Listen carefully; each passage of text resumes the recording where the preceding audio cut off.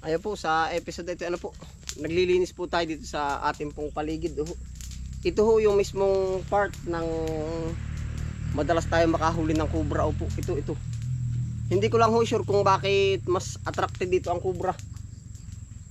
Ang nakikita ko po, para sa akin, at ako po ang madalas dito, unang-una, malapit siya sa balon. Number 1 po, sa tubig. Kumbaga, kung gusto nilang pupunta sila sa tubig. Number 2, malapit siya sa puno ng saging. Siguro yung iba nagpapalamig, pwede ring nagpapainit. Opo. Yan po ang nakikita ko ay.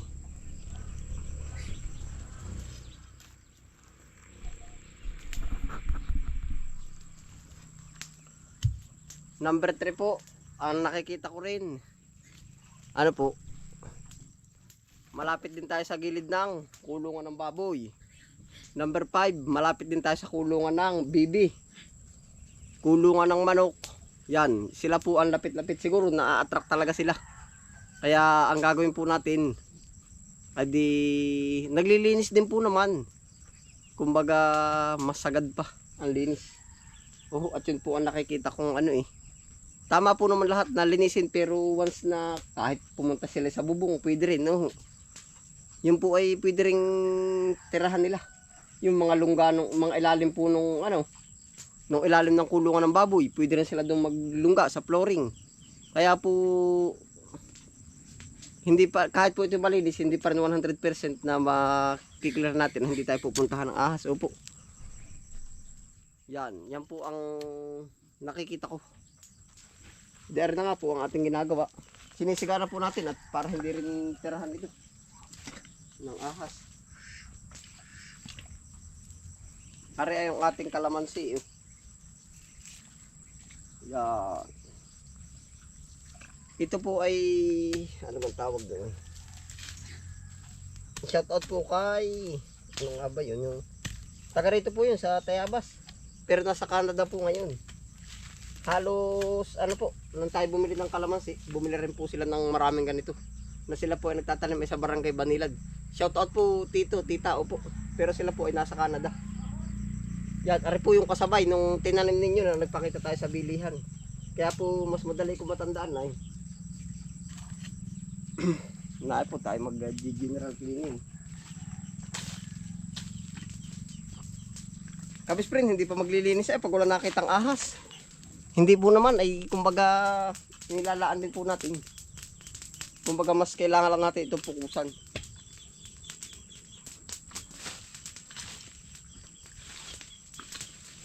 Yeah.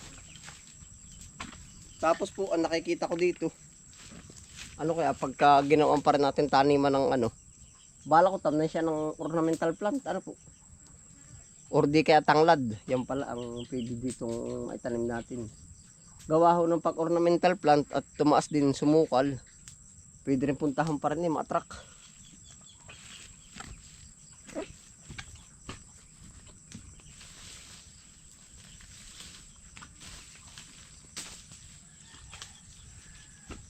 Magiging tambayan na po natin ito.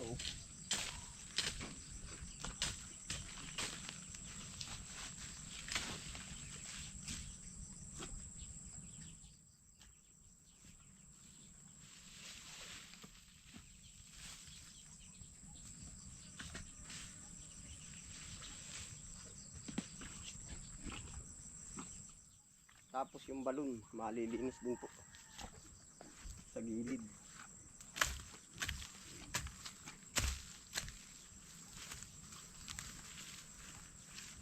Kalamansi. Ito yung nagbubunga na nung nakaraan. Tanggalin natin yung iba.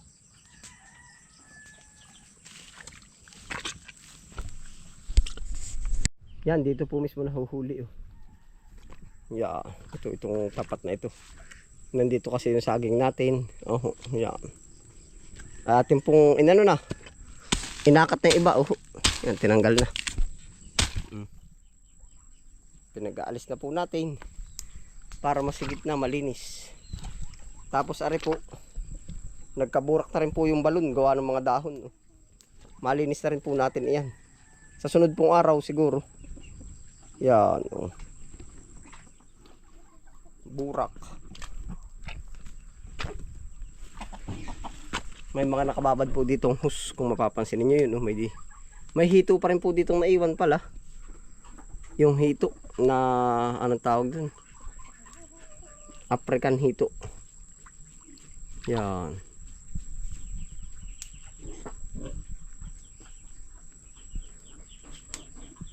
Try kaya nating hagisan ng feeds.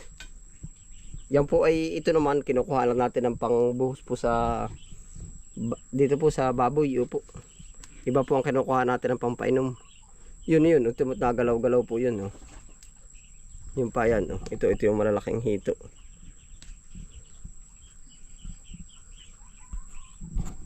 Yeah. Lalaki na yan.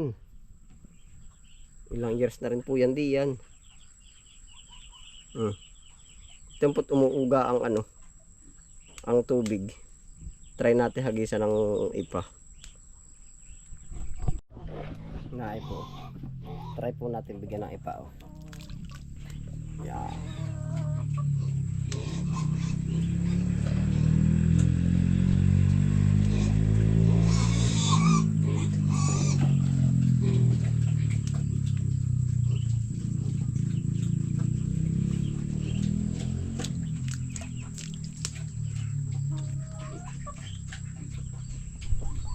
Natakot na linis. Ayun yun, laki, oh.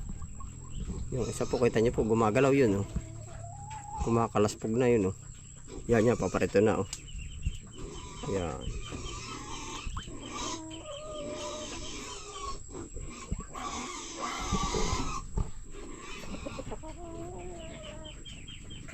Ay, yung hito.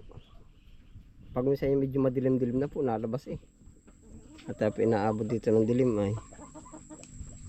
Yan po ililinisin natin mga sunod na araw. Tatanggalan natin ng burak. Yan po ay may mga hose. Ito yung hose natin, oh.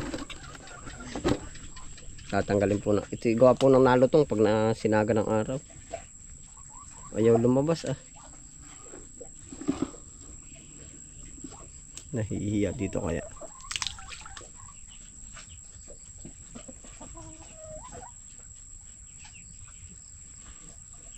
Na ano din po ilang.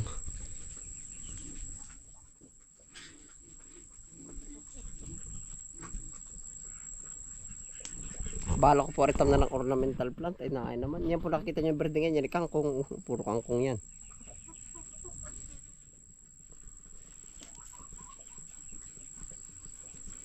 Ayaw lumabas, ah.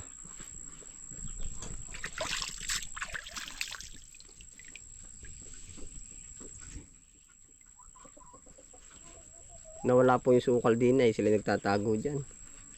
Tapos bigla pong umaatake ng labas.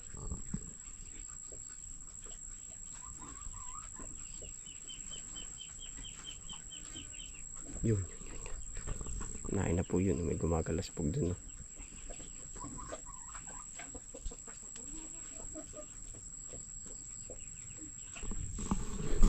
Update po dun sa ating ginagawang pispanan. Wala pa po, oh.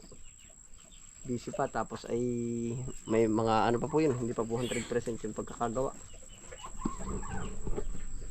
Nahihiya yung yun, no, ang laki nung nandun yun. Ito po mga nasa gilid ng butas yun, no, gumagalaw dun yun, no. Kita ko huno nakaraga ng kalaki, ang ulo.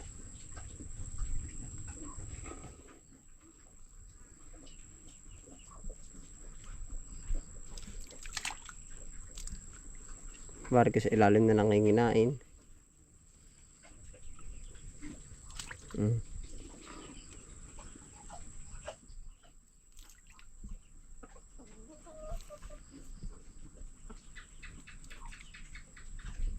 Yun, oh, ang lakas ay yun, oh. Yun, oh.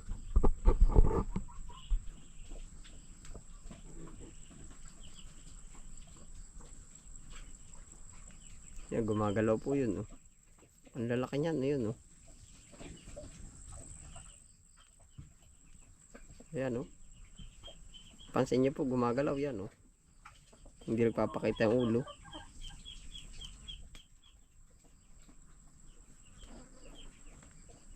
Yung laki, oh.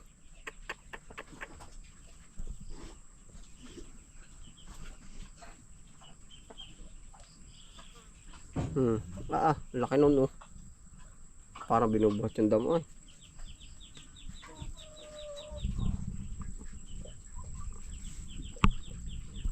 Yan pa oh. Malakas po ang ulinig, nakikiramdam. Chuchu, wag ka ka dyan, dali, natatakot ay.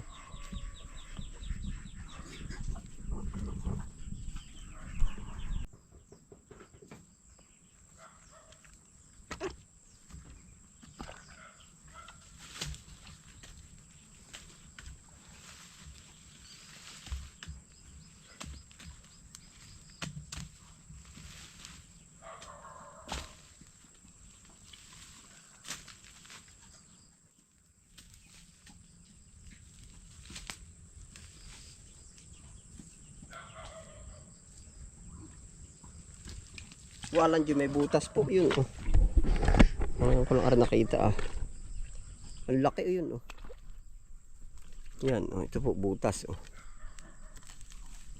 Yan oh. Kita nyo po yan oh. Nakakapangilabot din ay. Yan oh. May butas nga oh. Hindi kahit ang isang bahay nun. Chuchu, wag ba kami? Alam po naman yan oh.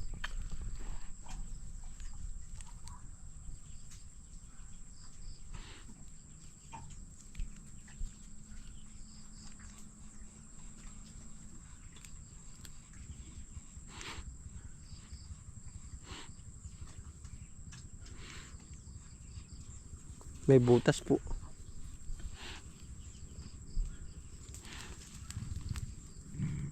Kalasin daga. Oh. Uupiritin na oh. Ngayon ko lang po nakita yun na yun. Yung tapat na yun. Iuupirit na ring aso. May naaamoy. Nga ba? Nakakagot lang.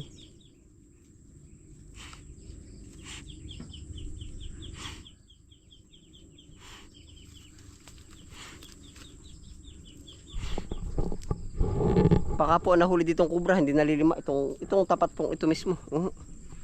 Baka hindi nalilima. Ating bubungkalin na nga naman po yan ay yung punuan ng saging.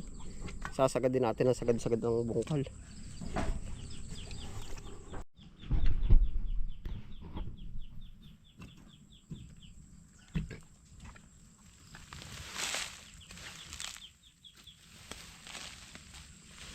Ay puro butas ito ah.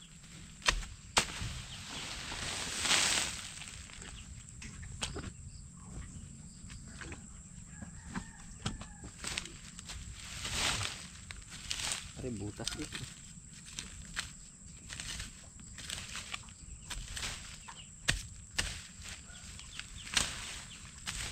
Ang dami butas oh. Ay butas din oh.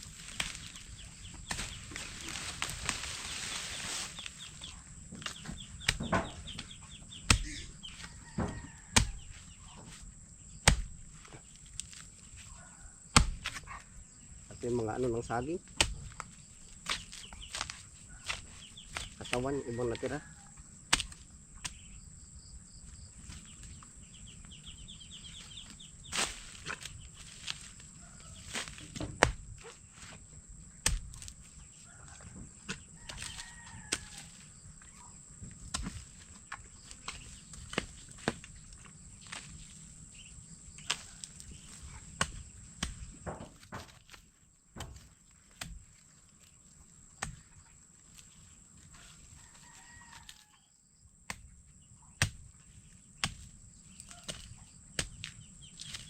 Isisirog grass na po natin ito.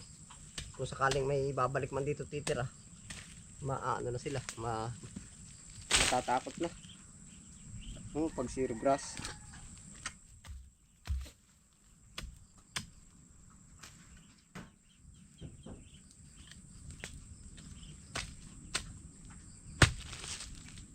Baka po i-clear ko na lang ito. Pinaplano ko ito ilalagyan ng ano eh. Yung lalagyan natin ng ornamental plant ay baka panirhan lang. Gawin naman natin parang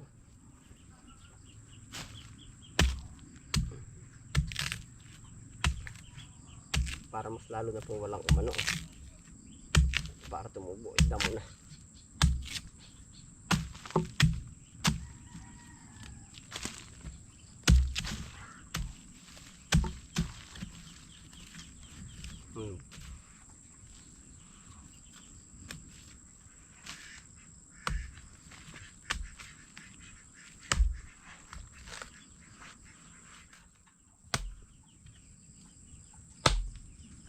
Itinlayo ng kanto. Mamahagit ka.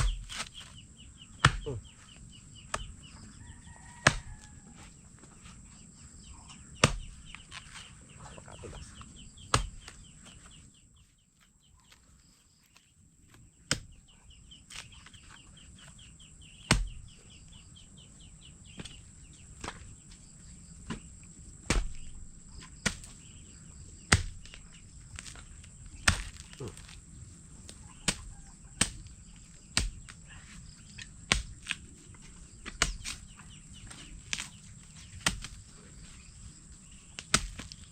Yan na po, puno ng saging. Tinabtab na natin. Bigyan natin ito sa baboy.